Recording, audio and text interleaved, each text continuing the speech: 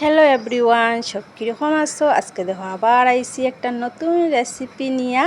তো দেখো আজকে কি বানাইমু আমি আজকে বানাইমু ডাইলের বড়া, কিন্তু একটু অন্যরকমভাবে বানাইমু। তো এখানে দেখো আমি পেঁয়াজ কুচি দিছি আর কাঁচামরিচ তো একবারে শুকাই গেছে, তো ওইগুলোই আমি হাটিয়া হাটিয়া দিলেইছি। তারপরে তো দিয়া দিলাম স্বাদ মতো লবণ। তারপরে এখানে দিয়া দিমু আমি ডিম 2টা। তো দেখো ডিম দিলেইছি দেখছো। তারপরে হাত দিয়া ভালো করে দেখো মাখি, আর আমি এখানে হাত দিয়ে মাখলে একটু মানে মিশবো আর কি, একটু বেশি মানে ভালো হইয়া আর কি, আর খাইতেও টেস্ট হইব। তো তারপরে দেখো কড়াই গরম হয়েছে, তেলও দিলেইছি, বড়াও দিলেই। আর এই বড়াটা অ্যাকচুয়ালি ডাইলের বড়ার মতন টেস্ট না, এটা তো একদমই ডাইলের বড়া। আর সঙ্গে শুধুমাত্র আমি দিছি ডিম।